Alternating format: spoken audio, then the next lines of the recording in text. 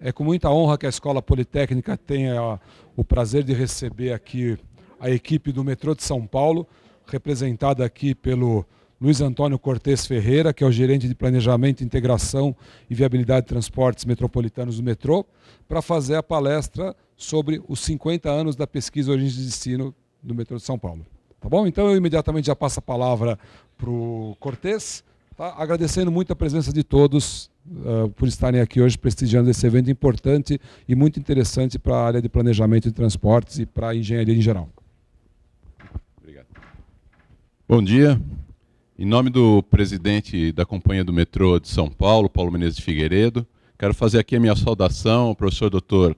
Cláudio Barbieri, vice-chefe do Departamento de Engenharia de Transportes, em nome de quem cumprimento todos os professores presentes, os alunos, convidados e também o pessoal que está nos assistindo pela internet. Falar da alegria que é estar aqui com vocês, agradecer muito a oportunidade da presença, esse espaço que foi aberto aqui, para a gente falar sobre a pesquisa Origem e Destino na edição 2017, que já está em campo, o metrô está realizando agora. Será que é possível apagar a luz, por favor? Isso. Tá bom. Tá dando para ver? Tá um pouco, acho que ainda está um pouco claro, se puder. Acende só o fundo lá.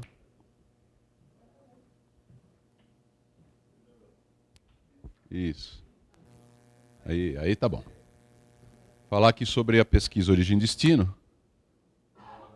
A pesquisa Origem e Destino é uma pesquisa que é realizada a cada 10 anos. Tem sido uma informação indispensável para o planejamento de transporte, um insumo muito importante para o planejamento urbano também. Como a gente vem realizando a cada 10 anos, desde 1967, 50 anos já da pesquisa OD, tem sido uma fonte confiável e contínua de informação. Tem poucos exemplos similares no mundo, né, de regiões metropolitanas que têm essa regularidade nas pesquisas OD. E ela é, para nós, planejadores de transporte, um insumo essencial, porque dela dependem os simuladores de demanda, os estudos de demanda. Portanto, nós não temos como deixar de fazer isso aí para poder fazer o planejamento de transporte em São Paulo. Como vocês devem estar curiosos a respeito do cachorrinho, eu já vou falar logo de cara. Esse cachorrinho fofo aí é o mascote da pesquisa OD 2017, é o Bento. Ganhou esse nome aí numa pesquisa pela internet, numa consulta aos usuários, aos seguidores do perfil do metrô, porque a gente precisava de algum elemento forte para chamar a atenção. Esse ano é um ano de muita restrição orçamentária, não tinha recursos para fazer uma divulgação ampla. Então falamos, pelo menos vamos usar um elemento forte, esse cachorro fofo aí. Quando ele aparece, pelo menos todo mundo olha para ele, chama atenção, tem essa vantagem.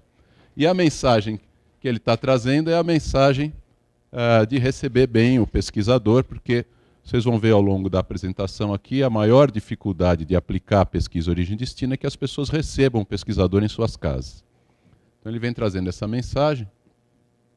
A gente tem alguns vídeos já em exibição na TV Minuto, no metrô, são vídeos de 15 segundos, para dar conhecimento à população, uma série de outros esforços aí de colar cartazes em edificações, no comércio em geral, fazer essa divulgação, não só técnica, mas também para que as pessoas possam saber que a pesquisa vem sendo realizada. Esse outro filminho aqui, são sempre filmes de 15 segundos, mudos, já vai um pouquinho mais no foco do que a pesquisa tá buscando conhecer, né? E sempre mandando aí a mensagem da pesquisa, da realização da pesquisa OD. Como eu disse, são 50 anos de pesquisas realizadas pelo metrô, desde 67, a companhia do metrô propriamente nem existia, ela só foi fundada em 68, ainda era o grupo de planejamento, que antecedeu a criação da empresa, e depois, a partir de 77, já sob a companhia do metrô mesmo. 2017, portanto, a sexta pesquisa. E nos intervalos de 2002 e 2012, nós fizemos uma pesquisa com uma amostra menor, uma amostra bem reduzida e um zoneamento agregado, que a gente chamou de pesquisa de mobilidade, para poder avaliar as tendências. Ela não serve para alimentar os modelos de simulação, a amostra não é suficiente, mas ela serve para avaliar as tendências, porque o período de 10 anos, na dinâmica da região metropolitana de São Paulo, é um período muito longo. Isso aqui é a evolução da pesquisa, da área de pesquisa. Amarelo aqui, a OD de 67, mais ou menos correspondia à mancha urbanizada, essa é a verdade. Depois, essa outra mais ocre aqui, em 77, e a partir de 87, todo o território dos 39 municípios da região metropolitana de São Paulo. Isso aqui é o zoneamento da pesquisa OD, em marrom aqui, em vermelho, o limite dos municípios, e em verdinho a divisa de cada uma das zonas OD. Claro que tem municípios aqui, como Salesópolis, que terminam ficando uma zona OD para um município, porque a gente, nesse momento, não tem nenhuma perspectiva de fazer alguma linha de trem ou de metrô para lá e, portanto, não tem necessidade de subdividir, aumentar a amostra, aumentar o custo da pesquisa. Mas quando a gente está aqui na região central, a subdivisão é muito grande, a gente sempre segue os limites das zonas OD das pesquisas anteriores, quer dizer, a gente vai sempre subdividindo alguma zona OD anterior quando é necessário, sempre respeita os limites de setores censitários, então os setores censitários sempre totalmente contidos dentro do limite de uma zona OD, e também limites administrativos, seja fronteira de município ou de distritos do município de São Paulo. E conforme a gente vai crescendo a rede, por exemplo, estamos estudando a linha 19 aqui para Guarulhos, então já houve uma divisão maior aqui em Guarulhos, na região do Taboão, de Cotia também, onde a gente tem projetos, a gente vai de uma OD para outra detalhando mais para melhorar o desempenho aí do simulador de pesquisa, de demanda, perdão.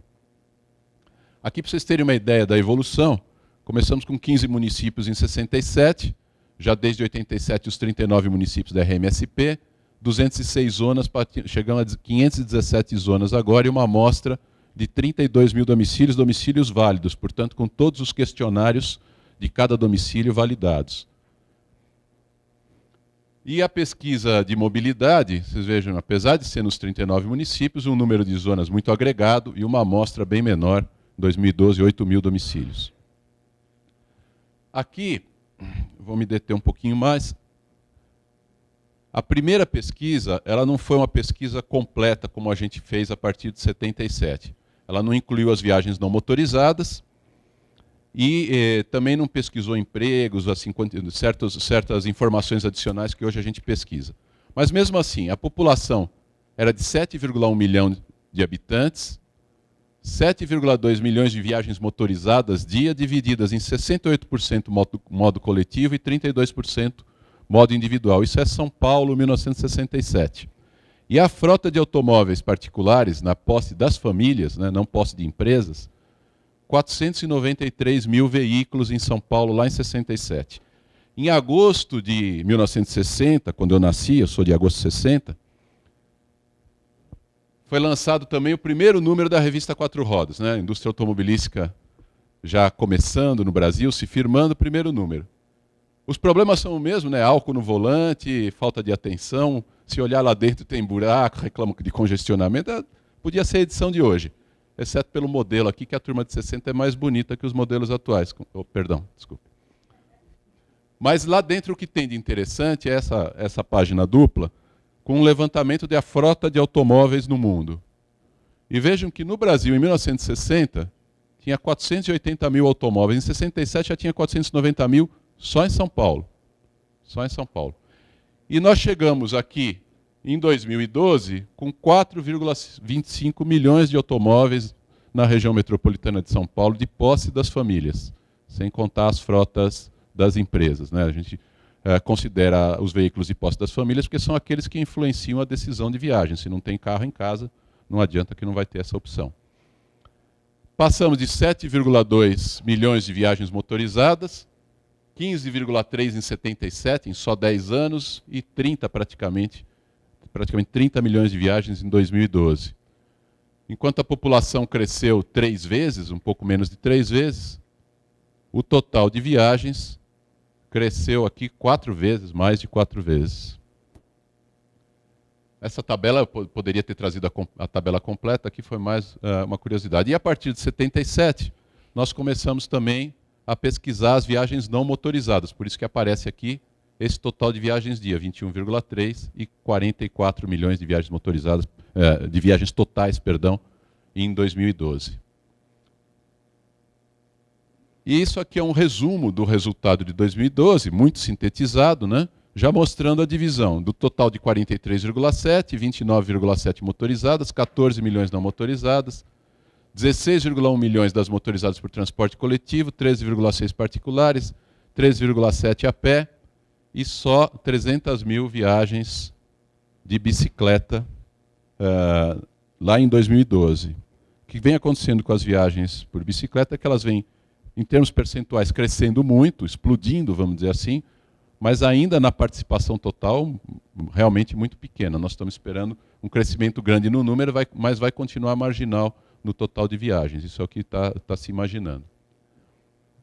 E esse gráfico aqui é interessante, que é o gráfico da evolução da divisão modal, individual em azul, coletivo em vermelho, para as viagens motorizadas desde 67. Então, a gente saiu lá de 68 a 32.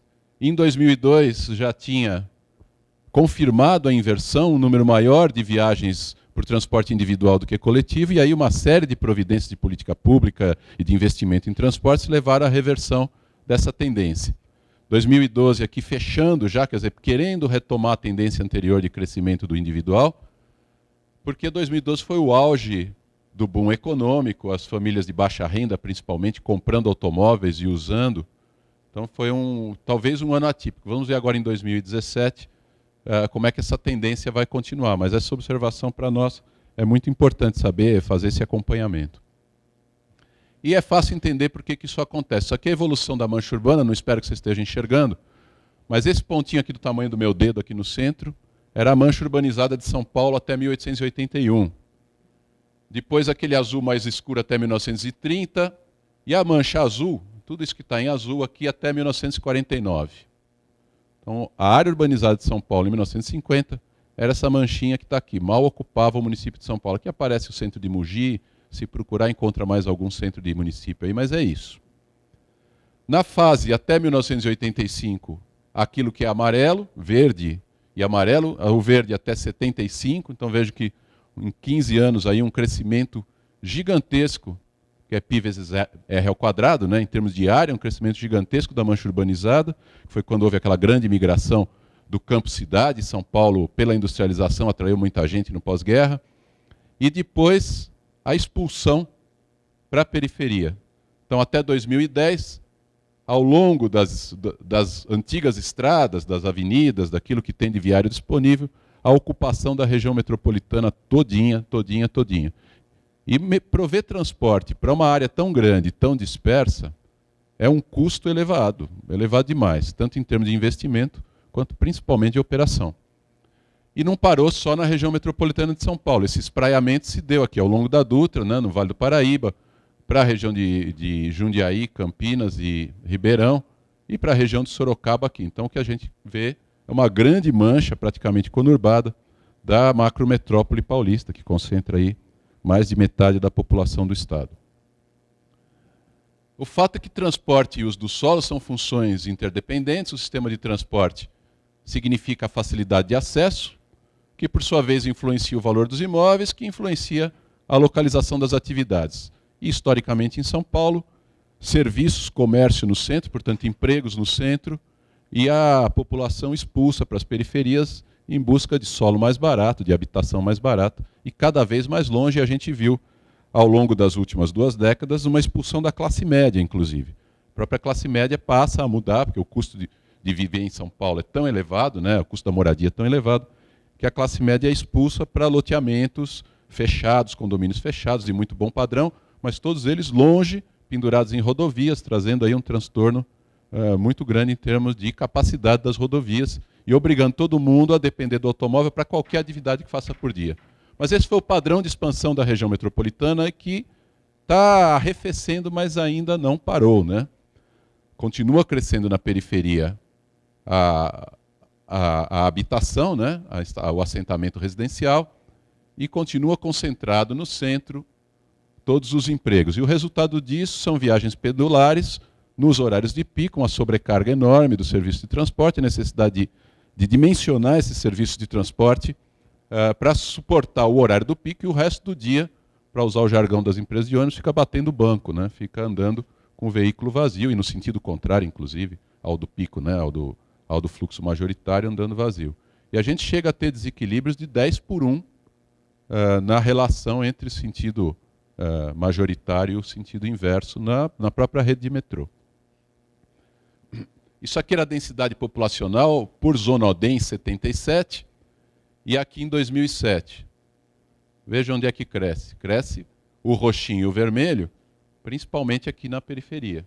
E a hora que a gente olha em termos de evolução percentual da população, aqui não é densidade, mas é o total da população, o grande crescimento, que é o mais escuro, é na coroa mais periférica.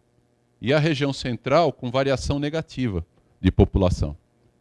É população menor do que 10 anos antes. Significa uma grande imigração, um grande assentamento. Aqui também tem um fluxo campo-cidade que ainda existe, de outras regiões do país para São Paulo, mas um grande assentamento na periferia que nos obriga a ir buscar as pessoas cada vez mais longe e ficar tendo que atender uma área cada vez maior.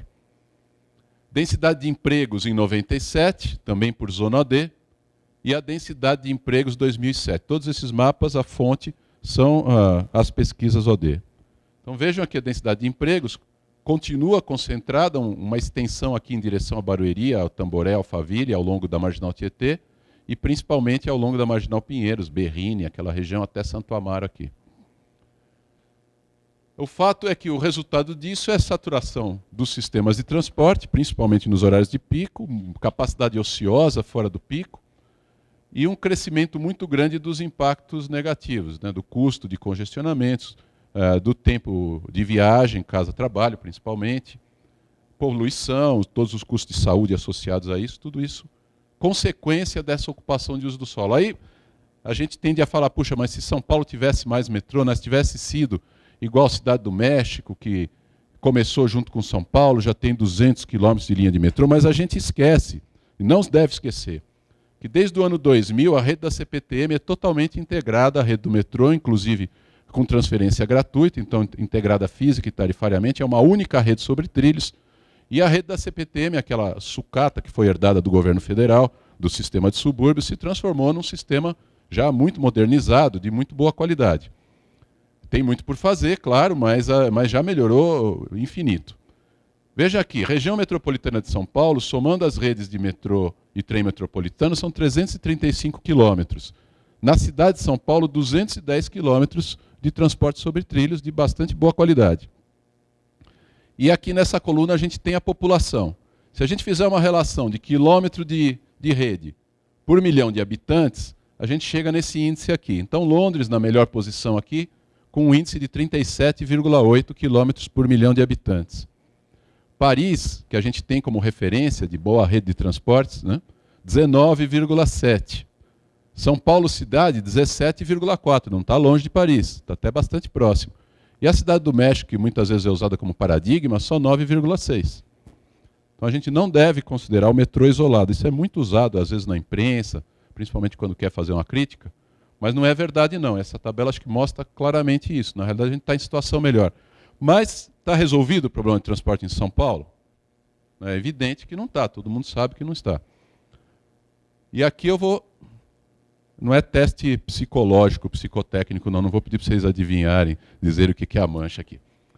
Isso aqui é o seguinte, são as manchas urbanizadas, lá em 1990, da cidade de Atlanta, nos Estados Unidos, cidade espraiada, pouco densa, crescendo para as periferias, baseada em automóvel, que é o exato modelo de crescimento das cidades brasileiras. É o modelo de transporte que a gente adotou nas nossas cidades e continua acontecendo assim. Continua em São Paulo, Campinas, para onde for, no Brasil inteiro está assim.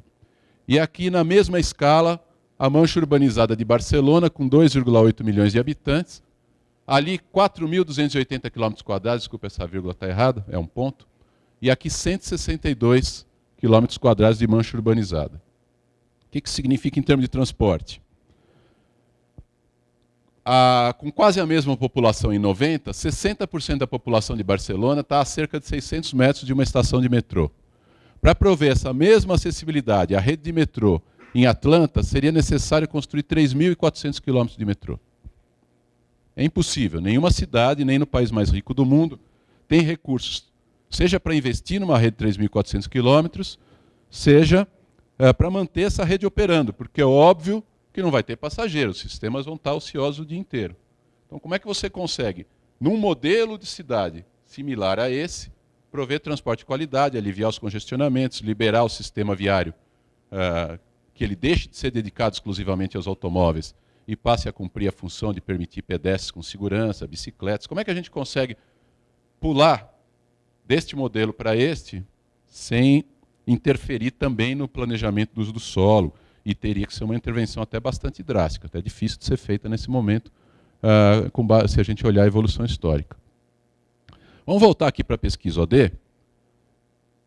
Primeiro definir o jargão viagem, o jargão aí do pessoal de transportes. Estou vendo que tem bastante gente aqui na plateia que já conhece, mas não custa repetir. A gente chama de viagem, na pesquisa OD, no nosso dia a dia, o deslocamento de uma pessoa entre dois pontos, ponto de origem e ponto de destino, feito por um motivo específico e utilizando um ou mais modos de transporte. Então, saí de casa, caminhei, peguei o ônibus, peguei o metrô, é uma viagem. Tá? Não importa que tenham sido 3 modos, um trecho a pé, um trecho de ônibus, um trecho de metrô.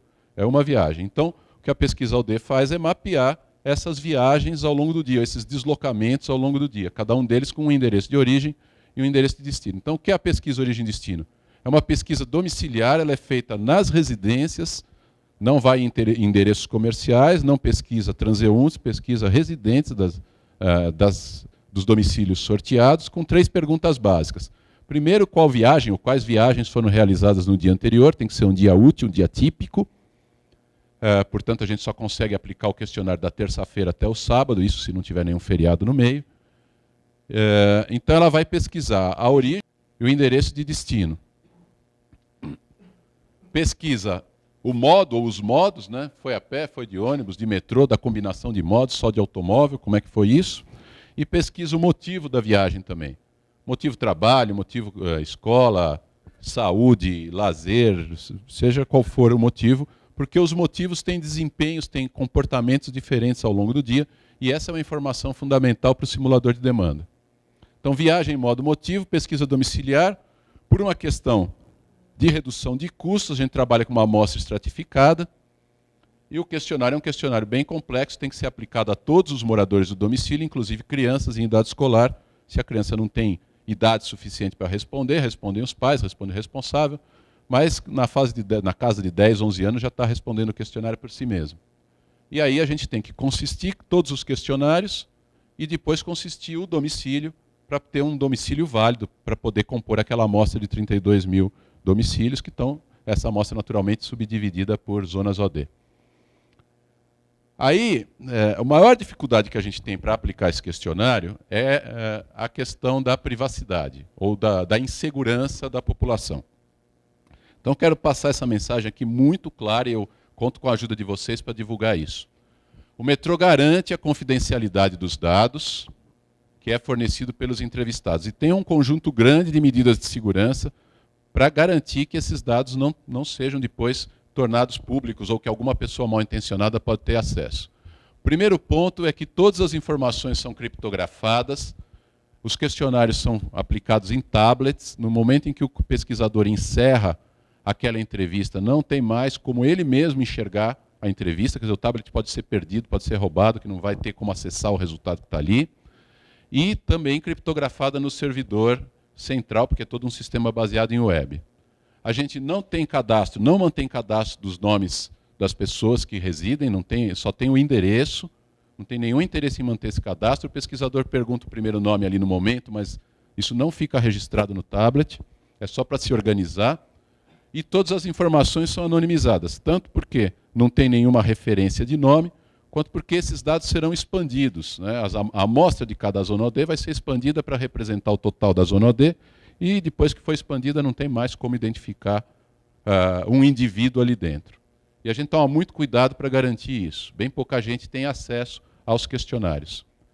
Cada domicílio sorteado recebe uma carta do metrô. Deixa eu mostrar para vocês aqui.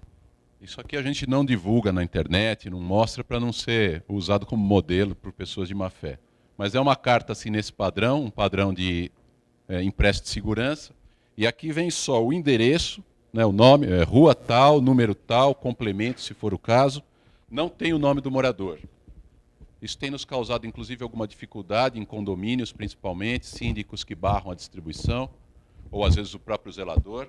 Mas a pessoa tem que receber essa carta antes de receber o pesquisador, antes de receber a visita do pesquisador. Ela vai abrir isso aqui. É um impresso personalizado ao endereço, digo, não, porque a gente não sabe quem está morando ali. Uma carta do presidente do metrô com uma série de instruções de segurança. Entre as instruções de segurança tem aqui uma senha. E o pesquisador, ao se apresentar na porta do domicílio ou na porta do condomínio, tem que falar a senha antes que a entrada dele seja autorizada. A senha tem que bater. Aqui também tem um número de uma central de atendimento exclusiva do pesquisado, que é uma central 0800.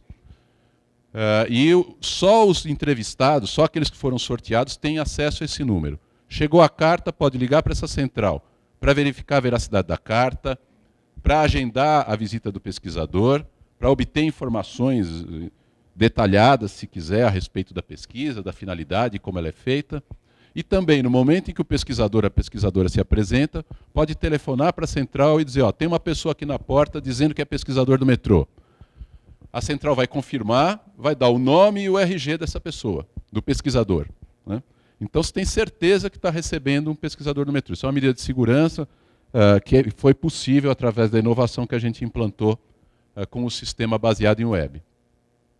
Então, a carta contém as orientações todas e, principalmente, aqui, ó, o nome do morador não constará da carta, porque a gente não tem essa informação e nem tem nenhum interesse em manter esse cadastro. O pesquisador tem que estar uniformizado, ele usa um colete, assim, que parece aqueles de jogar futebol, com a marca do metrô, a marca da pesquisa, crachá com nome e identidade, também da empresa contratada, a qual ele está vinculado, vai ter o tablet para entrevista, e ele tem que cantar ali a mesma senha que está na carta. Se não bater, não tem que deixar entrar e, por favor, informar imediatamente o 0800. E pós-entrevista, a equipe de supervisão pode fazer uma verificação dos dados, se a pessoa concordar em dar um telefone ao final da entrevista, faz por telefone, senão vai ser outra visita pessoal, porque muitas vezes a gente precisa confirmar alguma informação que não ficou muito clara, e também fazer o controle de qualidade, ter certeza que o pesquisador esteve lá, que aquilo que ele preencheu como uma entrevista é verídico, e a gente faz isso com 20%, pelo menos, dos endereços visitados. Isso como controle de qualidade. Então, como eu disse, em 2017, na pesquisa domiciliar, 32 mil domicílios, a gente deve fazer aí o dobro de visitas para conseguir validar esses 32 mil domicílios, porque tem muita rejeição, tem muito abandono no meio do caminho, 103 mil pessoas entrevistadas, a gente está estimando aí nessa relação, né, a partir dos 32 mil domicílios, 517 zona OD, com esse uso de sistema de coleta com tablets em arquitetura com servidor baseado em web. A gente pega os dados do domicílio, né, para compor aquele critério Brasil de renda, para ver se a renda que está sendo declarada está batendo com o critério Brasil. Família, né, quantos familiares, residentes, idade, gênero, escolaridade, renda, ocupação, tudo isso, a renda inclusive individual, né, para depois compor a renda familiar. E os endereços de trabalho, formal e informal, e também endereço de matrícula escolar. E a pesquisa OD é a única pesquisa que tem a localização geográfica dos endereços informais, porque tem pesquisas de emprego-desemprego, tem diversas pesquisas que são feitas, que pega a informação de dados oficiais, declaração oficial das empresas. Então só pega o emprego formal, o trabalhador registrado em carteira, e muitas vezes inclusive informa o endereço de trabalho, a sede do CNPJ da empresa, não o real endereço de trabalho. Aqui a gente tem o real endereço de trabalho, tanto formal quanto informal, e é a única fonte de endereços informais em São Paulo. E os dados das viagens realizadas no dia anterior, local de origem e destino, modo de transportes utilizados, motivos, horários de início e fim e o tempo de viagem na sensibilidade, né, na declaração do entrevistado, que é aquilo que importa de fato na decisão de viagem. Se é 32 minutos ou 28, vamos dizer, o feeling dele é 30 minutos, é isso que de fato importa na hora que ele vai decidir se faz um trajeto ou outro, se usa um modo de transporte ou outro. As etapas, as fases de realização, uma etapa longa de planejamento, que a gente já superou, que inclui inclusive toda a contratação, que é uma parte sofrida sempre, né, contratar as empresas com as regras todas que a gente tem. Depois a etapa de campo, nós estamos aqui em plena etapa de campo, e junto com isso o monitoramento da produção e qualidade dos dados. É montado um banco de dados, depois esse banco de dados é limpo, organizado e aplicados os fatores de expansão. Então só nesse momento que a gente tem condição de começar a tabular os resultados e poder fazer aquela primeira divulgação dos resultados da pesquisa OD que a gente está prevendo para o segundo semestre do ano que vem. A pesquisa domiciliar investiga as viagens internas à região metropolitana, mas tem viagens que têm origem fora da região metropolitana, ou destino fora, que a gente não consegue pegar na domiciliar.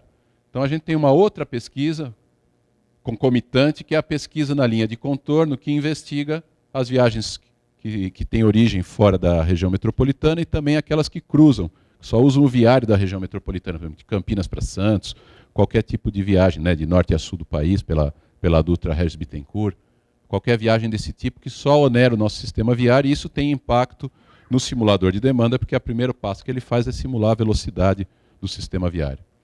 Sobre a pesquisa na linha de contorno, ela tem duas etapas, uma etapa de contagens classificadas, que os pesquisadores ficam à beira da rodovia, e por 72 ou 48 horas consecutivas fazem a contagem dos veículos por tipo de veículo, caminhões inclusive por número de eixos.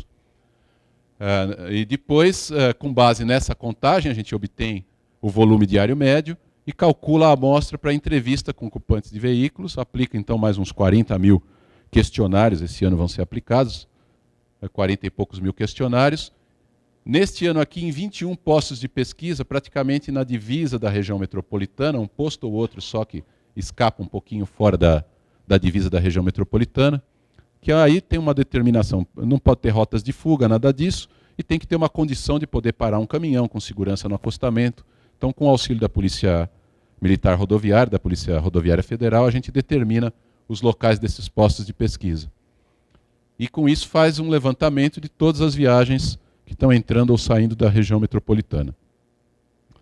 Então, os postos de pesquisa sempre têm veículos, têm viaturas identificadas, têm banners de sinalização, e sempre com a presença do policial rodoviário. Sem eles a gente não pode fazer, não pode parar o veículo para poder aplicar a entrevista. Aí quando para, o cara já vê que é entrevista, já fica até contente, né? Porque ele achava que ia levar uma multa, fala, ufa, né? É só uma pesquisa.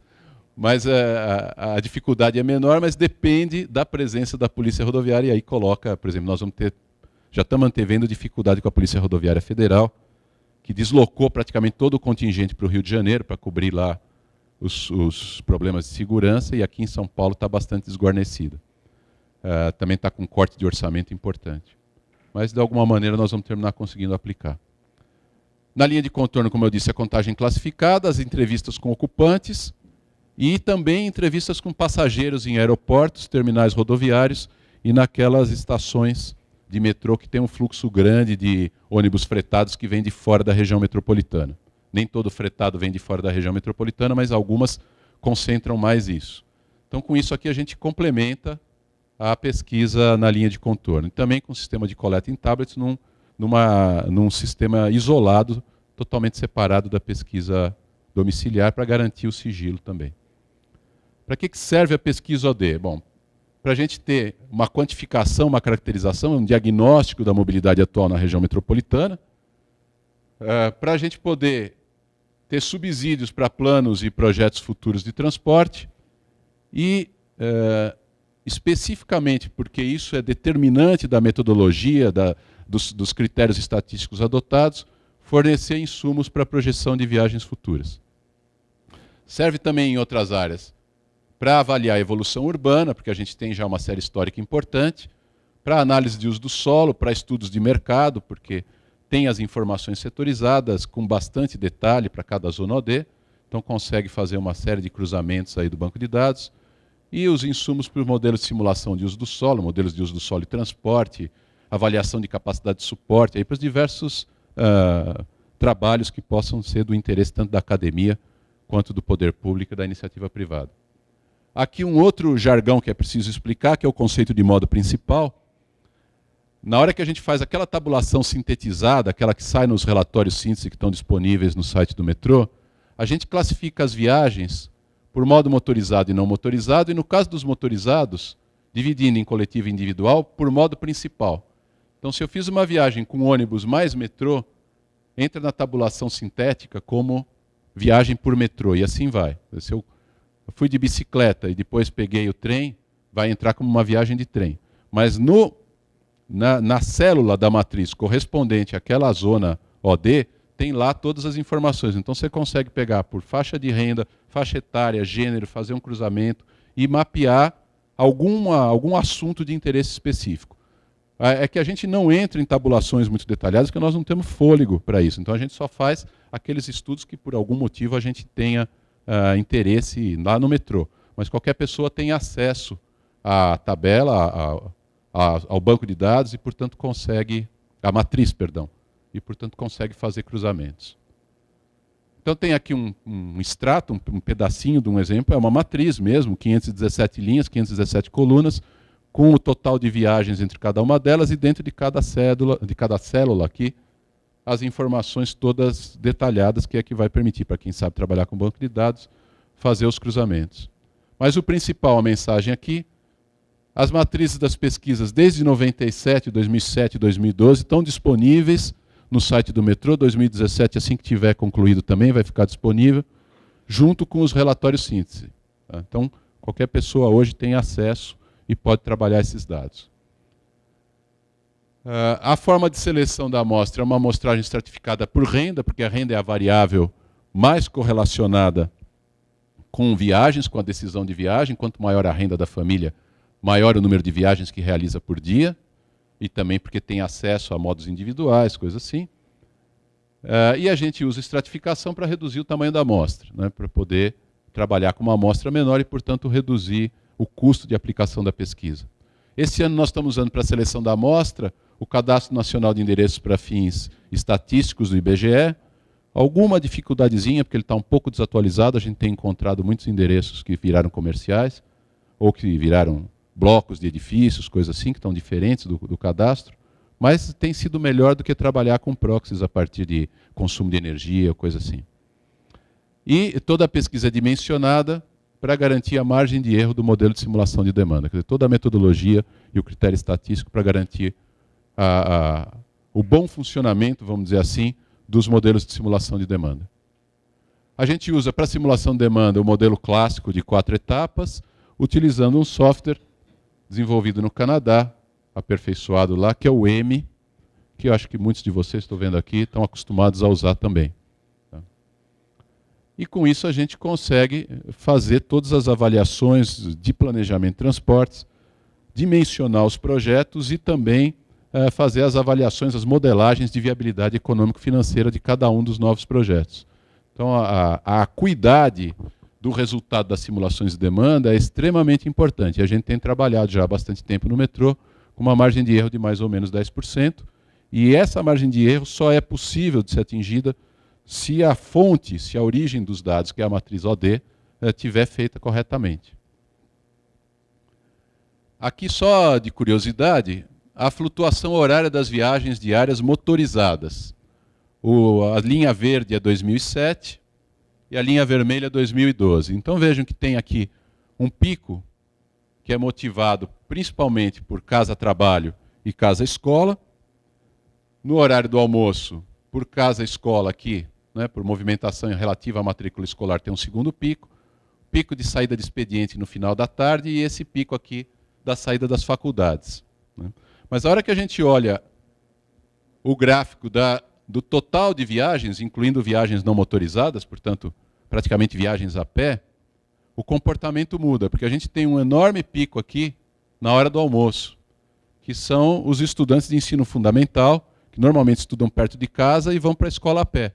Então dá um desenho completamente diferente no gráfico, daquele desenho das viagens só motorizadas.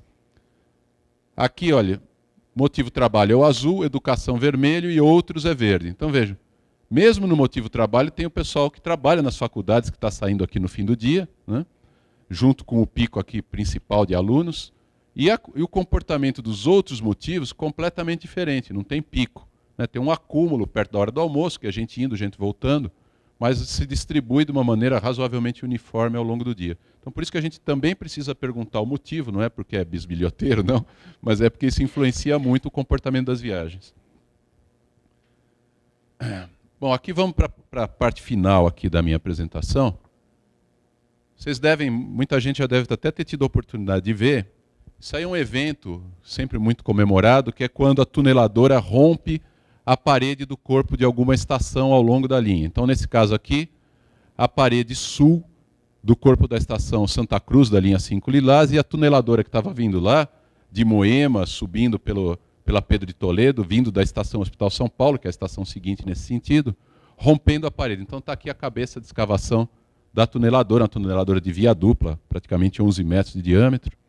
E essa foto é clássica, né? Desde a primeira foto de tuneladora rompendo parede no metrô, que posiciona os operários da obra aqui na frente. E o operário fica sempre, ficava até pouco tempo atrás, de olho no fotógrafo, de frente para a câmera, assim, dá aquele sorriso, tá? Oba, hoje eu saio na foto.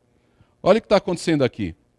Está todo mundo de costas, com o smartphone filmando a cena para a hora que sair do buraco aí, vai ter acesso ao 3G, 4G, vai mandar a imagem para Deus e todo mundo. Mudou completamente o comportamento. Alguma coisa está acontecendo. Não... Aí a pergunta que fica é, nós vamos precisar continuar fazendo pesquisa OD do jeito que faz até hoje, né? Não dá para mudar isso, não dá para fazer de um jeito mais fácil. Então a gente incluiu, com o apoio do Banco Mundial, um componente de inovação nessa pesquisa OD 2017.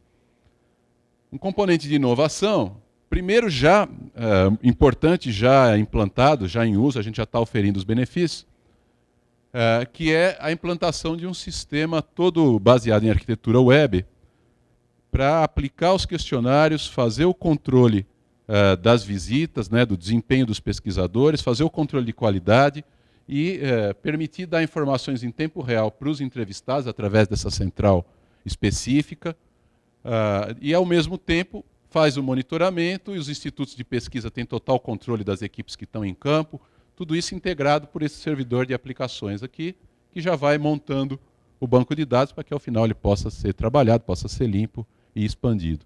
Mas a gente faz isso tudo em tempo real, eu consigo, nesse momento aqui, saber onde é que um pesquisador está, se tem um pesquisador no endereço tal ou qual, e, inclusive, identificar aquelas fraudes que antes eram muito mais difíceis de identificar, do pesquisador que senta no bar e preenche meia dúzia de questionários, porque ele ganha por questionário validado e ele tenta dar um H.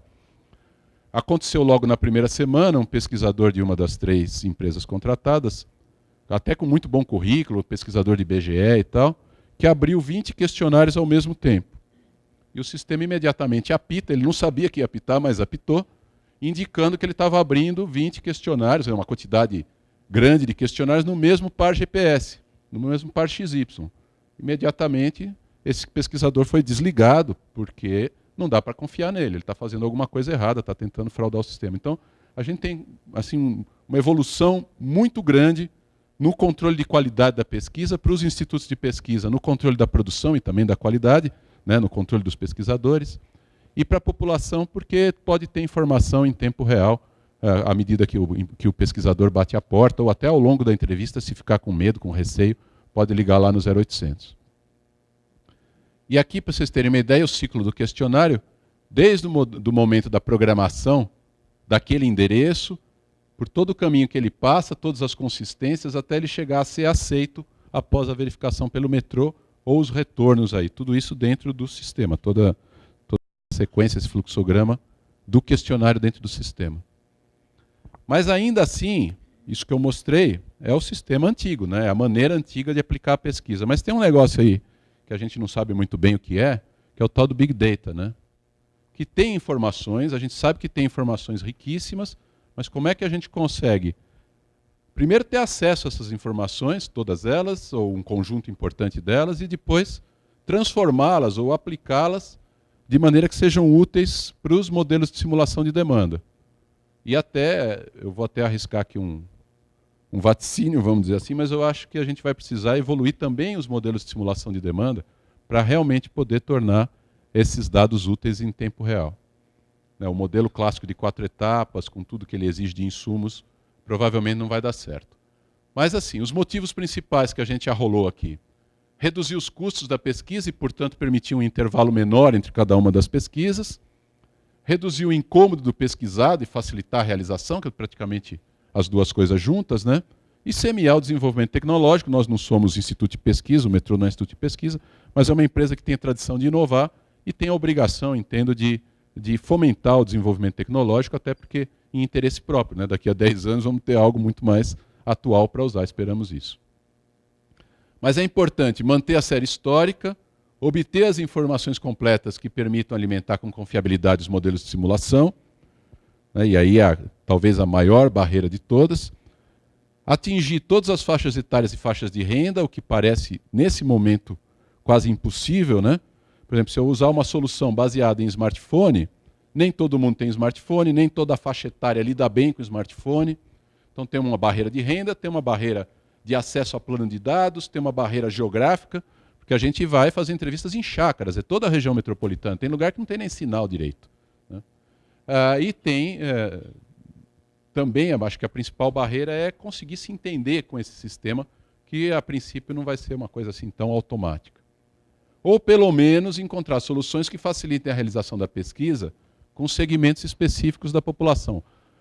2 segmentos difíceis de pesquisar, difíceis de ter acesso, quando a renda é muito baixa, né, em assentamentos, coisas assim, e quando a renda é muito alta, principalmente moradores de condomínios de alto padrão. Muito difícil chegar à porta desse morador, é muito difícil realmente ter acesso a ele para conseguir aplicar a pesquisa. Então, se pelo menos um desses segmentos a gente conseguisse alcançar, já melhoraria muito. Mesmo assim, vai sempre ter a criança que não vai poder responder, que nem tem smartphone ainda. Ainda assim tem lá suas dificuldades. E também identificar tendências que apontem caminhos viáveis para uma ruptura quando isso for possível, quando isso for factível. Nós fizemos um levantamento já de diversos pilotos, né, e inclusive de 2 casos em Cincinnati e em Sydney, que as pesquisas foram feitas só com GPS, ainda que com apoio de questionário presencial. Mas o trabalho que eu quero destacar aqui, que é o mais interessante pela qualidade do relatório, é esse de Paris, da Île-de-France, que numa primeira fase com 23 indivíduos, quer dizer, uma amostra muito pequena, depois numa segunda fase ainda uma amostra pequena de 450 indivíduos, mas eles fizeram um trabalho muito cuidadoso de mapear as dificuldades, as vantagens, e esse relatório, para quem se interessa pelo assunto, realmente vale a pena conhecer. Por isso que eu estou dando destaque a ele aqui, pelo conjunto de conclusões que ele tem. Um outro ponto que eu quero chamar a atenção aqui, a gente vê às vezes em seminário o cara levantar o celular do bolso e falar: eu já faço pesquisa OD com celular, vocês estão atrasados e tal. Mas o fato é que o que ele faz é pesquisa embarque e desembarque, não é pesquisa origem-destino. Pesquisa embarque e desembarque em municípios pequenos, por exemplo, eu vou lá fazer o plano de transporte do município, um embarque e desembarque mais uma compreensão ali da região talvez seja suficiente. Mas ela não é pesquisa OD. Ela serve para saber onde eu embarquei e onde eu desembarquei do transporte coletivo. Eventualmente, um pouco mais sofisticado vai conseguir mapear grosseiramente as viagens por automóvel. Mas não vai saber renda, modo, motivo, gênero, não vai saber nenhuma das outras variáveis, vai ter que tentar inferir isso. Então é muito mais similar o resultado desses trabalhos, desses aplicativos, desses softwares que estão disponíveis, é muito mais parecido com uma pesquisa embarque e desembarque do que realmente com a pesquisa OD. Eles ainda não são suficientes para substituir pesquisa OD. Então quem falar que está fazendo OD com smartphone vai ter a oportunidade de provar, e eu vou falar em seguida. Tá? Aí, com o apoio do Banco Mundial, nós vamos dividir essa fase de inovação em 3 etapas. Primeiro, um chamamento público e também convite a empresas, a institutos de pesquisa que a gente conheça de antemão, que tem um trabalho interessante nessa linha, para um workshop de apresentação das consultoras. Então, o senhor já fez tal coisa? Vai ter seus 15 minutos, meia hora, não importa, para poder fazer a apresentação. Sim, eu tenho tal produto da minha empresa, ou eu já desenvolvi tal produto no meu instituto de pesquisa. Estamos esperando, inclusive, trazer gente do exterior, aí, com o apoio do banco. Esse workshop deve ser realizado ainda neste semestre letivo, para ser mais exato. Alimentado a partir, corrigido a partir dos resultados desse workshop, nós estamos fechando um plano de trabalho para 2 contratações independentes de consultoria. Uma para automatizar a contagem classificada na linha de contorno. Então, ao invés de ter os pesquisadores na beira da rodovia, em condições de trabalho precárias, por 72 horas consecutivas, tendo que alternar turnos, e com todas as dificuldades associadas, inclusive com a imprecisão associada a esse tipo de contagem, nós estamos nos propondo a encontrar tecnologias, que eu acredito que até já estão disponíveis, para fazer essa contagem classificada e, de preferência, avaliar num piloto a viabilidade de fazer todos os 21 postos de pesquisa concomitantemente e, através de leitura de placa, identificar o veículo que só está cruzando a região metropolitana. Então, não ter que inferir isso a partir das entrevistas, mas fazer isso já pela identificação do veículo. Isso vai ser uma consultoria. A outra consultoria mais ampla para investigar possibilidades de aplicação de novas tecnologias na linha de contorno. Se identificar alguma mais sólida, mesmo que para um segmento, já fazer a aplicação de um piloto e dar um indicativo para a etapa final, que vai ser um hackathon para desenvolvimento de aplicativos, de sistemas de coleta de dados em substituição ao questionário tradicional. Então, essa segunda consultoria, não importa, né, esse segundo contrato de consultoria, muito mais amplo, com o objetivo de apontar um caminho, ou alguns caminhos, vai por aqui, vai por aí, que na próxima pesquisa de mobilidade muito provavelmente já vai poder ser utilizado, e daqui a 10 anos tem muito desenvolvimento pela frente aí que a gente não consegue nem antever, e provavelmente vai conseguir usar. Então esses são os passos, vamos dizer, dessa inovação. Por fim, no site do metrô, nesse endereço aí, www.metrô.sp.gov.br/pesquisa-OD, tem um conjunto grande de informações sobre a pesquisa OD, isso que eu falei aqui, bem mais detalhado. E no 0800 de informações do metrô, 0800 77 07722, também vocês podem ligar a qualquer momento, que o pessoal está disponível para prestar informações mais simples. Se for algo mais difícil, eles encaminham para a nossa equipe interna lá, que vai ser capaz de responder. E nós estamos também, naturalmente, disponíveis diretamente. Aqui está meu e-mail. Vocês fiquem à vontade para entrar em contato para qualquer informação, qualquer dúvida, qualquer coisa um pouco mais sofisticada do que aquilo que perguntaria ao público geral. Falar, por fim, que o metrô tem sido, ao longo desses 50 anos, o braço técnico da Secretaria de Estado dos Transportes Metropolitanos. A gente faz as pesquisas OD sob determinação da Secretaria de Transportes Metropolitanos, como braço técnico que somos. E esse ano aqui só está sendo possível realizar a pesquisa 2017 graças ao financiamento do Grupo Banco Mundial. Não é recurso a fundo perdido, não, é financiamento, vai ter que pagar de volta. Mas não fosse essa fonte de financiamento do Banco Mundial, eu realmente estava muito cético que a gente fosse conseguir recursos do Tesouro, porque vocês sabem a dificuldade pela qual a gente está passando hoje em dia. Então, felizmente, temos aí o recurso do banco, tem que dar esse reconhecimento a eles, viabilizando a realização da pesquisa OD 2017. É isso, estou disponível, estamos aqui disponíveis para qualquer pergunta, qualquer dúvida. Obrigado pela atenção. Muito obrigado.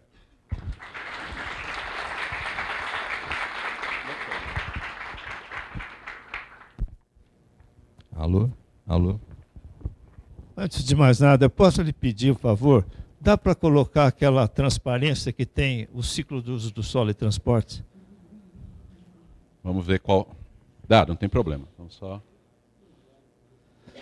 Enquanto isso, eu vou me apresentar, arquiteto Cortez. Meu nome é Nicolau Gualda, eu sou professor titular sênior do Departamento de Engenharia de Transportes, coordenador do Laboratório de Planejamento e Operação de Transportes, e me sinto na obrigação, como universidade, de tentar colaborar. O senhor se refere a essa aqui? É a figura de uso do solo e transportes, o ciclo de uso do solo e transporte. Pois não. Eu fiquei muito contente de ver que vocês puseram essa figura, que é base para uma aula que eu dou normalmente na pós-graduação. Eu quero dizer o seguinte. Essa aqui? Isso. Tá. Perguntaram para um parceiro do Fernando Henrique, o ano passado, se não me engano, qual que era a diferença entre o Fernando Henrique da universidade e o Fernando Henrique presidente. E ele falou o seguinte: o Fernando Henrique presidente tem que tomar decisão todo dia. O Fernando Henrique da universidade tem a obrigação de pensar nos problemas, nas coisas que acontecem, e tentar fazer críticas construtivas e sugestões. Então eu estou nessa função da universidade, espero ser bem compreendido. Tá certo. Vou tentar tomar cuidado no que eu vou falar para não ser mal compreendido. Antes de mais nada, a pesquisa Origem e Destino do Metrô é muito útil, é feita seriamente, o metrô é tido como uma empresa séria também, tá certo? Por todos nós. E ela tem sido muito útil, e é muito bom que agora a gente tem acesso a ela, porque antes era muito difícil conseguir esses dados. É verdade. O professor Orlando Strambi tinha conhecimentos, então conseguia alguma coisa. E ainda recentemente eu orientei uma tese de mestrado, onde nós fizemos uma prospecção do que aconteceria se houvesse o pedágio urbano. E a base de dados foi a pesquisa Origem e Destino do metrô. Agora, o que acontece com essa pesquisa Origem e Destino do metrô? Ela tem duas particularidades que complicam um pouco a sua utilização para o planejamento. A primeira é aquela pergunta: que viagem você fez ontem? E como diz o Milton Nascimento, o metrô vai aonde o povo está. Tá certo? E isso, o que causa? Causa a perpetuação do movimento pendular. Ela, por outro lado, usa o modelo 4 etapas. E o modelo 4 etapas é superado no sentido de que ele é estático. Ele não prevê, não trabalha com mudança do uso do solo. Tá certo? Então, o que na minha opinião, minha modesta opinião, está acontecendo? O metrô, por um lado, presta um grande serviço à população. Por outro lado, até certo ponto, ele presta um desserviço ao crescimento da cidade de uma forma mais eficaz e eficiente. Por quê? Porque a hora que ele vai aonde o povo está, o que ele tem feito? As linhas de metrô têm substituído as linhas de ônibus. Naturalmente. E não tem, por exemplo, a cidade de São Paulo até hoje não tem uma linha circular. Todos os sistemas de metrô que se prezam, muitos até começaram com uma linha circular. Que eu diria que em São Paulo, eu sou de 46, não sou de 60. Tá certo? Então, desculpe que eu estou até sentado, porque o esqueleto já está dando sinais de fadiga e minha coluna sofre, tá certo? Então, eu vinha nos anos 50 com meu pai, que era concessionário da Mercedes-Benz. A Mercedes fazia carro na Rua da Moca, antes de ir para São Bernardo.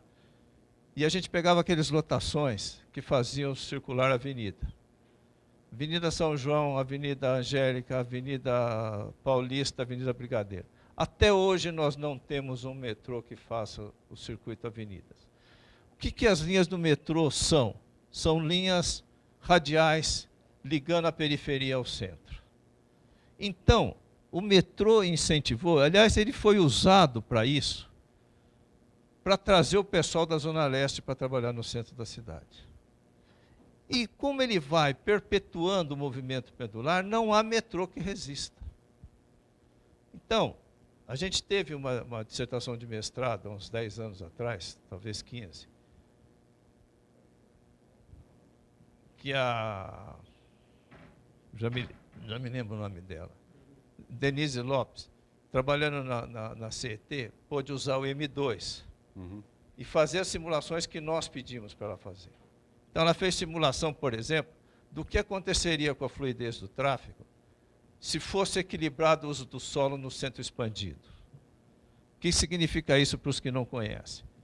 Se a gente tivesse o número de residências equivalente ao número de empregos, cairia em 37%, aumentaria em 37% a fluidez do tráfego.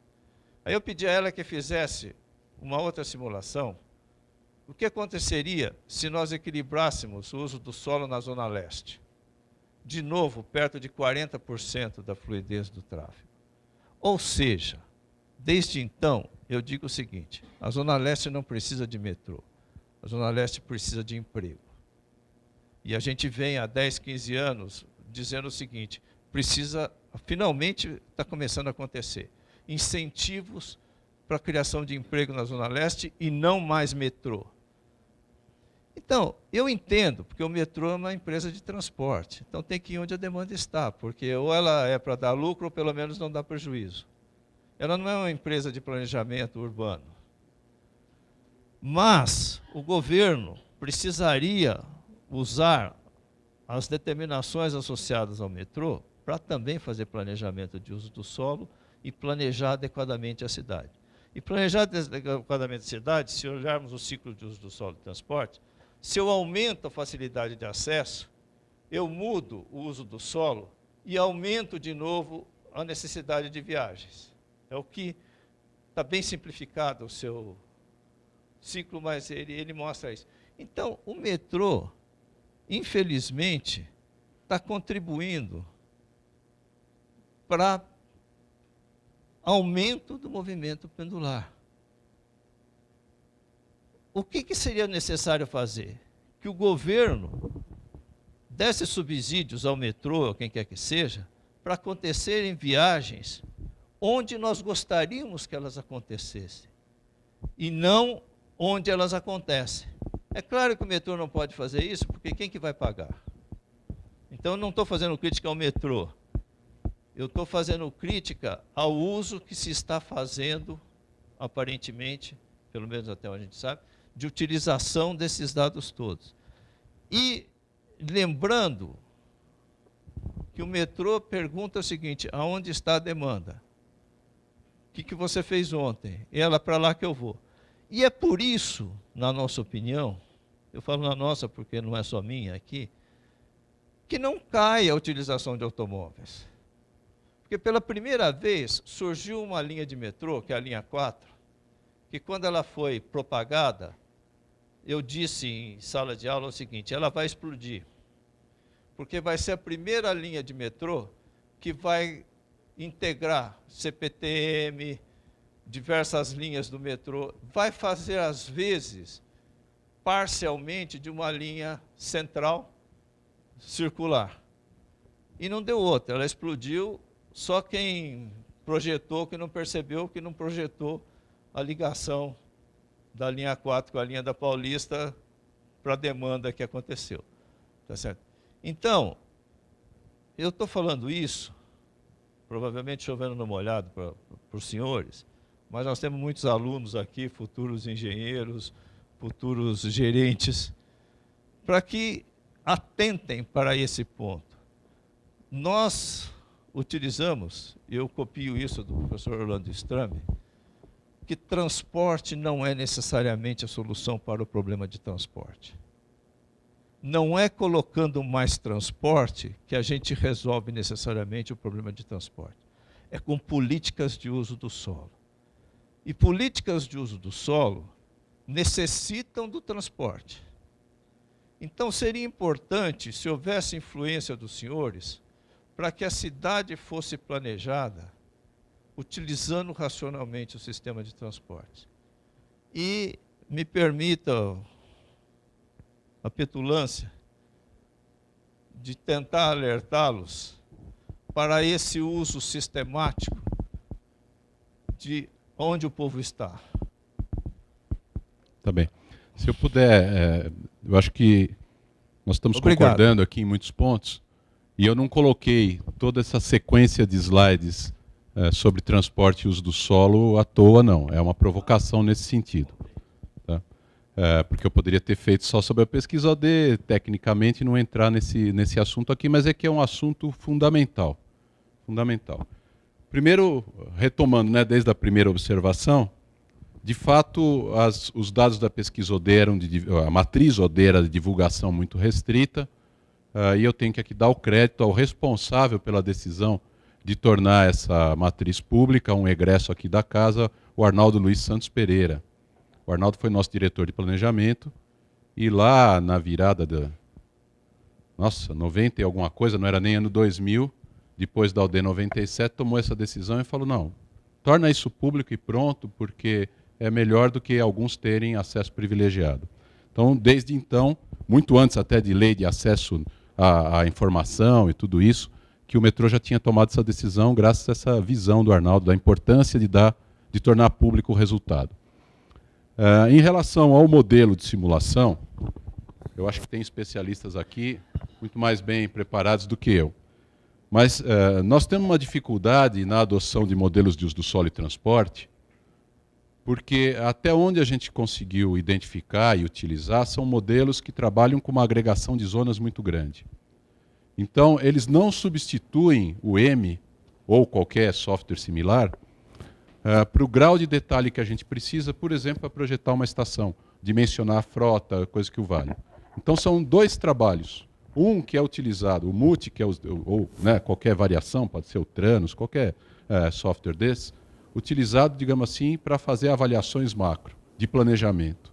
Agora, na hora que vai para o projeto, ainda não encontramos nada, se existir, agradeço muito a colaboração, que possa substituir o modelo de 4 etapas. E o modelo de 4 etapas, ele dá uma fotografia da véspera, como o senhor disse, quer dizer, ele usa o dado da OD, a gente calibra a rede de simulação com base na véspera e projeta os cenários futuros, alimentando com cenários de socioeconomia para cada 5 anos, que são estabelecidos para os próximos 20. E eles são, de fato, esses cenários estáticos até a próxima pesquisa OD, a nova rede de simulação.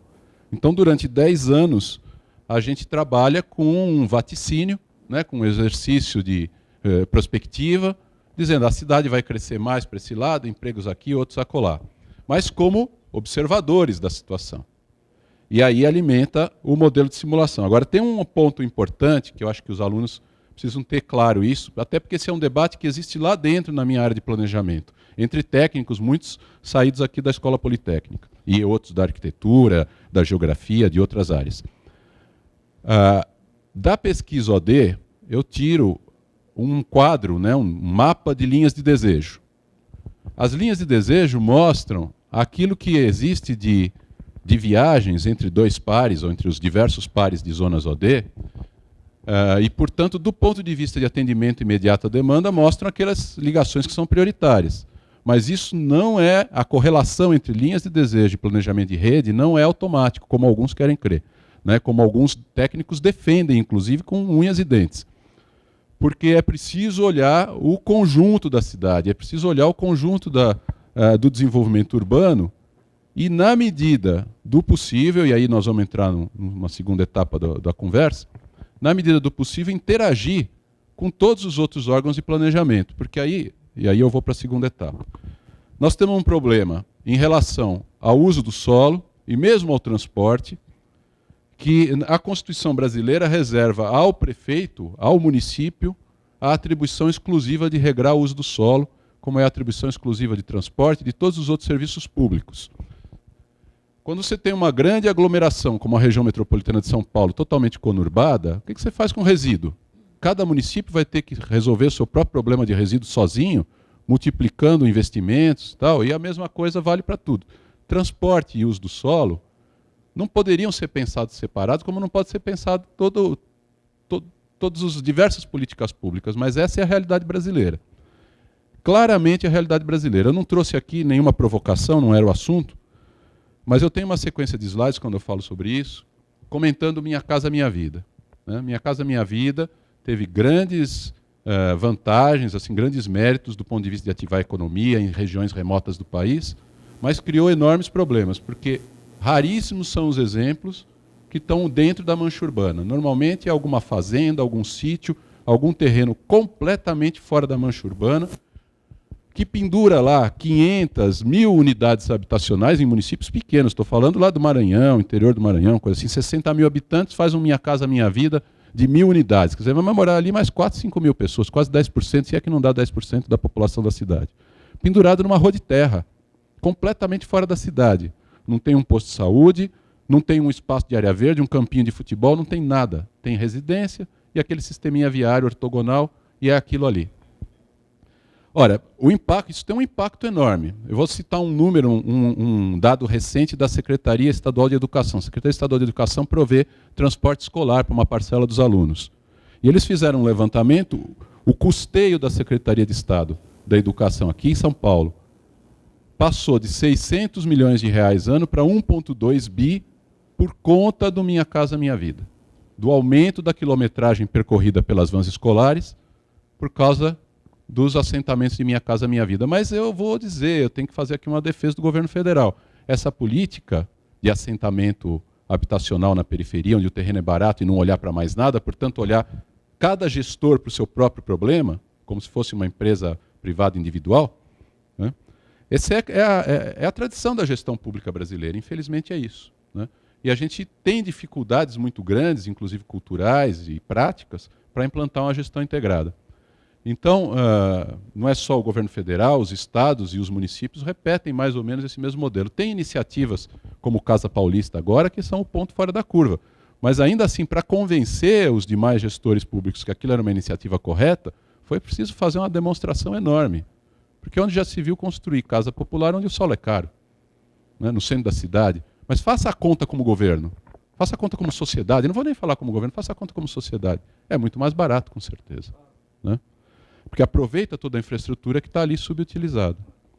Mas é difícil comprovar isso, é difícil fazer essa virada. E no ponto de vista de planejamento de transportes também. Porque como a gente vem de uma tradição que vem lá da ditadura, talvez até de antes, de planejamento isolado, cada setor cuidando da sua gavetinha, eu olho para aquilo que eu preciso responder imediatamente, que é a demanda. Então muitos técnicos vêm com esse viés que eu entendo torto, né? Que a gente, ao planejar a rede de metrô, queira ou não, está interagindo com o planejamento urbano, né? E precisa não só reforçar esses laços com os municípios, que afinal de contas são quem tem o direito constitucional, né, de legislar o uso do solo, mas também de olhar a cidade, de fazer outras análises e dizer, olha, eu posso atender esse desejo de viagem pelo caminho A ou pelo caminho B. E o que a gente tem que tentar? Tentar montar uma rede. Como você disse, a linha 4 foi a que primeiro fechou a rede. A linha 2 já é uma linha que vai formando um arco. E essa discussão está presente em cada nova linha quando a gente faz as análises de rede lá dentro da companhia. E depois isso vai para a Secretaria de Transportes Metropolitanos, vai dialogar com a CPTM, com as outras empresas. É sempre a mesma discussão. Sempre a mesma discussão. Porque se você olhar só para a linha de desejo, eu faço uma roda de bicicleta. Todas as linhas concentradas na Praça da Sé. Essa é a real linha de desejo. Seguinte, isso... é o sentido prioritário, vamos dizer assim, movimento prioritário. Perdão, só para eu reforçar, por isso que eu disse que a culpa não é do metrô. Não, não pode. Em alguns momentos até talvez possa ser, mas não é agora, garanto. Mas o metrô, eu fico satisfeito de perceber que vocês estão tentando influenciar o sistema. Eu entendo que o investimento que a gente faz é tão importante, né, no sistema de metrô e no sistema de trens metropolitanos, que ele vai ter, né, esse ciclo mostra bem isso, ele vai influenciar. O que a gente gostaria é de poder realmente ter políticas estratégicas de longo prazo, consensadas, isso seria o ideal. Eu acho que podemos até caminhar para isso. Estamos passando um período meio difícil no Brasil hoje em dia, mas... Tá bom? Obrigado. Oi. Mais alguma questão? Faz favor. Cortez, uma pergunta sobre aquela parte de inovação que você mostrou. A gente sabe que tem operadora de celular vendendo pesquisa OD, tem uma série de limites, tal, ainda hoje, principalmente a associação com dado socioeconômico, o fato de ser uma operadora só e pegar só uma parte dos usuários, tal. Mas como é que vocês do metrô estão vendo a possibilidade de usar essa tecnologia em particular, já que acho que o problema da pesquisa OD é o custo, né? Acho que, eu não sei se eu estou certo, mas o custo de cada entrevista é da ordem de 300 a 400 reais. Né? E isso gera acho que boa parte dos municípios brasileiros não tem capacidade de pagar uma pesquisa dessa. Né? Eu acho que não só não tem capacidade, como talvez não tenha necessidade de fazer esse investimento, né? Nós tivemos diversas reuniões com o David da Telefônica, já vou até dar o nome mesmo, porque é a empresa que está mais bem preparada, né, para isso. E ele chegou à conclusão, ao final, que ele não tinha como nos atender. Se bem que eles já trabalharam em outras regiões, inclusive região metropolitana, lá em São Luís, mas é uma região menor, né? Aqui na região metropolitana de São Paulo, não me lembro se em Jandira ou Itapevi também. O que acontece para nós, assim, a distribuição das antenas das ERBs não tem nenhuma relação com qualquer critério de transporte. É um critério técnico de transmissão do sinal deles. Então a gente teria que já começar rasgando o zoneamento da pesquisa OD e a série histórica. E ele vai conseguir verificar os movimentos, e se ele consegue fazer, daqueles clientes que são da base de clientes dele, verificar os movimentos dentro do território com alguma precisão, mas é só isso. Eu não sei quem é, eu não sei como foi, eu não sei por que foi, Pela velocidade dá para fazer algumas inferências, mas não consegue fechar o conjunto de informações necessários para alimentar o M. Né? Então a grande barreira é essa. Outra coisa que ele reconheceu também como dificuldade, que ele, né, nos apontou como dificuldade que ele via, é que eles não têm cobertura integral do território. Né? Nenhuma operadora de telefonia tem essa cobertura. Ainda assim, nós estamos esperando ver e conhecer com mais cuidado os trabalhos que foram feitos já pelo país. Até esse workshop tem bem esse objetivo, né, de permitir a quem já trabalhou, em qualquer escala que seja, poder mostrar o que fez, a experiência que tem, para a gente, vamos dizer, formatar o plano de trabalho da consultora para avaliar se esse caminho é viável ou não, ou como poderia ser viabilizado.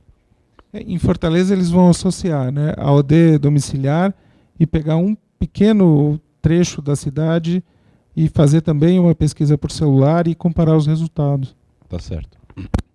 A ideia do piloto na inovação é por aí.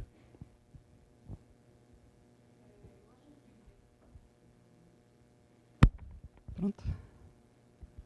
Oi, Mariana, professora aqui do Departamento de Engenharia de Transportes, mas sou da área de geoprocessamento, uma área de interface. Estou aprendendo aqui com Orlando, Barbieri e Gualda. E tenho trabalhado com Big Data. Né? Eu acho que o caminho do Big Data não vai ser a substituição, mas a complementação.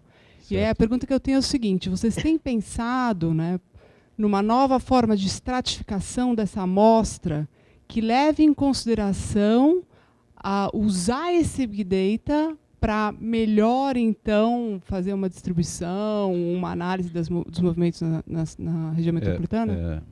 Eu tenho um ponto de vista, que eu tenho discutido muito internamente lá, que a próxima pesquisa de mobilidade nós vamos ter que fazer completamente diferente do modelo da pesquisa OD. Porque ela não está amarrada, vamos dizer assim, às dificuldades da pesquisa OD decenal. E aí nós vamos ter oportunidade de realmente desenvolver e avaliar alternativas. O fato é que, pelo menos para o leigo, parece existir um volume de informações gigantesco, né? Mas será que nós vamos ter acesso a elas? Quais vão ser as dificuldades? Então, o que eu estou imaginando dessa pesquisa de inovação é um primeiro passo para a próxima pesquisa de mobilidade, ver se a gente conseguiria, inclusive, fazer isso com mais frequência, a um custo mais baixo. E daqui 10 anos, sinceramente, ainda não dá para antever a evolução tecnológica. Ela é tão rápida, né, que talvez a gente consiga realmente avançar. Mas nesse momento não estamos vendo nada além de alguns segmentos, alguma coisa assim.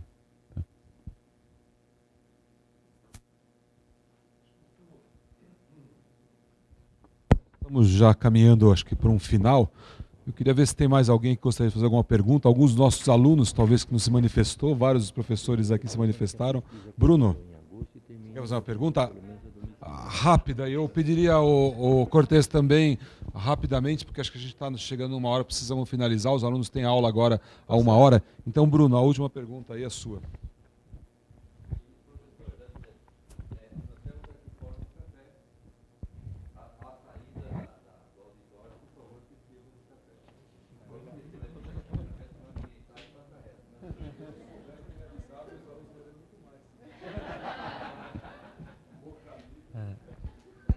Pois não, vamos lá. Eu não sei se isso é uma informação que possa ser divulgada, mas qual o valor da pesquisa? O valor final estimado pela companhia? O valor é público, não tem problema nenhum. Você entra lá no site do metrô, você vê, na transparência você vê. Nós temos hoje em dia 5 contratos, na realidade não são 5, são 6 mais 4, 10 contratos na prática, né, em andamento. É que como são 3 empresas, 6 contratos ao todo, eu às vezes me confundo um pouco. Mas nós temos 10 contratos em andamento e a soma deles está na ordem de 11 milhões de reais, por volta disso, arredondando. Tá? Um contrato de desenvolvimento desse sistema baseado em web, um contrato para o desenvolvimento do sistema e aplicação de campo e montagem do banco de dados da linha de contorno, quer dizer, para a realização da linha de contorno como um pacote, um contrato de apoio à divulgação, a promoção da pesquisa. Então, essas moças que estão aqui trabalhando estão dentro desse contrato. É um contrato pequeno, mas de qualquer maneira era muito necessário. Temos também 6 contratos com institutos de pesquisa, 3 empresas, 2 lotes cada uma, e um contrato de uma empresa de monitoramento que nos fornece a equipe necessária para a gente fazer o acompanhamento de campo e o controle de qualidade, tanto da domiciliar quanto a linha de contorno, que é ainda mais sofrida, porque existem deslocamentos muito grandes. Então são esses contratos que nós temos hoje vigentes, e ainda estamos pretendendo mais 3 contratações. A contratação, essas 2 contratações de inovação, valores pequenos, mas no nosso ponto de vista muito importantes, e a contratação da nova rede de simulação. Né? Então, projeção dos cenários socioeconômicos, montagem da nova rede de simulação e calibragem dela. É isso que nós estamos pretendendo fazer com os recursos que a gente negociou junto ao Banco Mundial. Nós tivemos uma grande vantagem, que quando nós começamos a negociar o dólar era R$2, foi para 4, voltou para 3, mas ainda estamos no lucro, né? Então está sobrando recurso. Mas já tem gente pegando, não vai sobrar para nós, não, que nós não somos assim tão poderosos. Tá bom? Muito obrigado. Só deixar um último recado, professor, se o senhor me permitir. Tem aqui alguns desses cartazetes e folhetos, e até um cartaz em formato maior. Quem se dispuser a nos ajudar a levar isso aqui, colar na faculdade, colar no barzinho que frequenta, ou no elevador do prédio onde mora, vai nos ajudar muito a divulgar a pesquisa. Muito obrigado. Okay, muito obrigado. Em nome da Escola Politécnica, eu agradeço aqui a presença do arquiteto Cortez, do metrô, tá? E a presença de todos aí que participaram desse evento. Foi muito interessante e muito valioso para todos nós aqui. Muito obrigado.